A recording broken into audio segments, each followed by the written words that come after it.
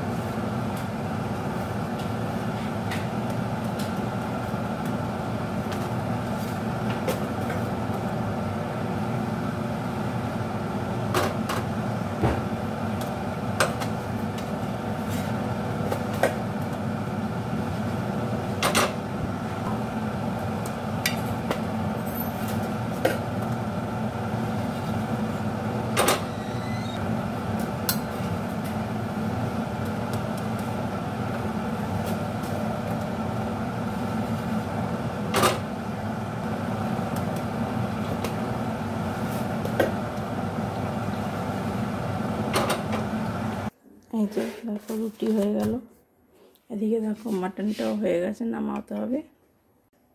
এই যে দেখো নামিয়ে নিলাম। তো এবার এদিকটা পরিষ্কার টরিষ্কার করে তোমাদের দেখাবো। দেখো এদিকটা সমস্ত পরিষ্কার হয়ে গেছে, আর এই যে এখানে সব রাখা আছে। তো চলো এবার স্নান করে আসি, তারপর কথা। দেখো স্নান টান করে চলে এসেছি, এখন 8টা বেজে গেছে। এখানে দেখো ডিমগুলো নিয়েছি, ডিম টোস্ট করবো।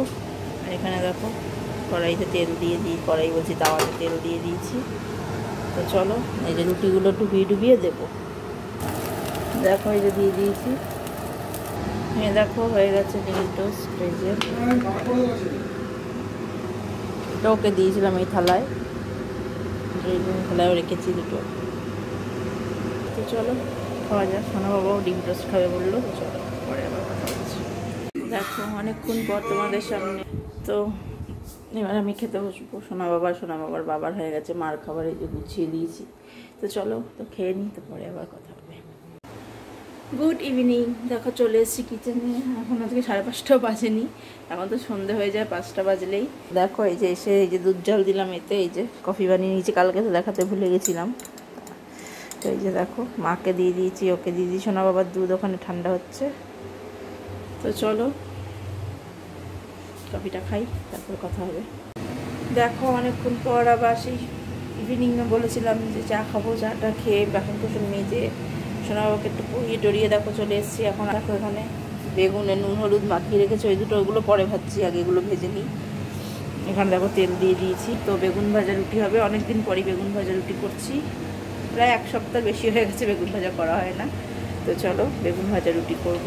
তো চলো তেল গরম বসিয়েছি, তেলটা ভালো করে গরম হোক, তো বেগুনগুলো ভেজে নিয়ে দেখাচ্ছি তোমাদের। দেখো বেগুন এই যে ভাজা হচ্ছে। তো বেগুন তো ভেজেছি, তো তোমাদের ভেজে যে দেখাবো সেটা ভুলেই গেছি। এই দুটো ভেজেছি সেটাই দেখাই। এই যে সবাই খাওয়া হয়ে গেছে, আমার মনে পড়েছে। যাই হোক চলো, আজকের ব্লগটা আমি এখানেই শেষ করে দিচ্ছি। সবাই ভালো থেকো, সুস্থ থেকো, গুড নাইট।